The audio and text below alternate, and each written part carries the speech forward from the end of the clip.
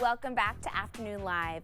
As the seasons change, so should your skincare. So here with tips to help you transition your routine from summer to fall, we welcome back makeup artist and beauty professional Ashonti Turner. Great to see you. Good to see you. You always bring us such great products and ideas. I'm excited. Everyone needs to learn something new. Yes. I'm always learning. So we're gonna go into transitioning your skincare from from summer to fall.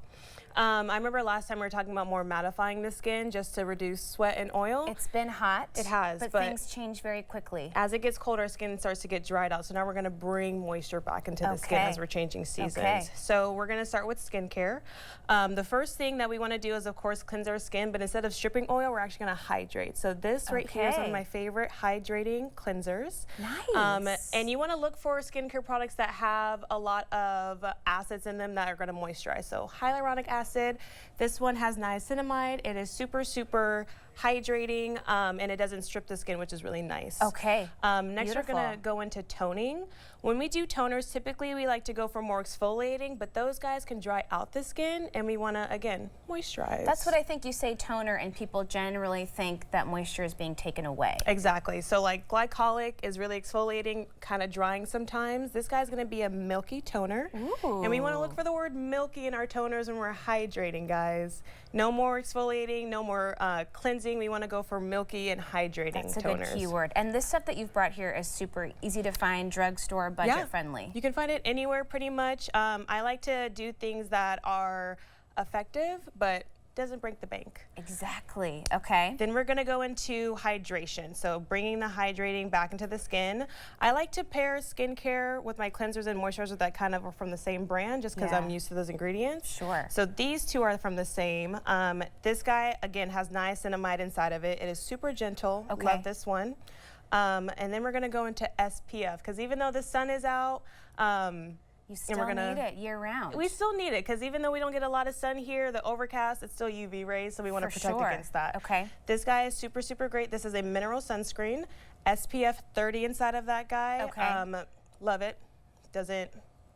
Doesn't bother my skin, doesn't itch, doesn't burn, which is super nice. Now, how do you layer sunscreen with skincare? I think that's something that trips people up, getting the hydration and getting the SPF together. Exactly. I think that people are probably using too much of the two. That's why it feels like it's so much on the skin. Okay. With moisturizer, we want to use probably like a dime size amount, and then sunscreen, we want to use like a pea size amount of that. And instead of rubbing and mixing everything together, you're going to be patting your sunscreen in. So no rubbing, unless it's on the body. You're going to be patting this on the face so it layers beautifully, and you want to wait between 1 to 2 minutes between these guys before you layer them. That's a great point. We don't have to slather every single product. Exactly. Everything works differently and kind of needs a different level of coverage. Yeah. Okay. And then we're going to go into sludging, my favorite part about skincare. Okay. I love a good sludge. So sludging is basically you're layering a really thick emollient, which could be Vaseline. I love using Aquaphor because of its healing properties. You can use this on your cuticles, on your hands, on your face. And you're just gonna layer this really, really thickly during the nighttime. Okay. So you're gonna layer it really thick on your hands, on your neck, on your face, especially on your lips, because they do start to get more dry in the colder weather. So that's when you're going to start to add the sludging back into your routine at the nighttime during the fall and winter seasons. Okay, and Aquaphor is such a great, like you mentioned, holy grail product. Yes.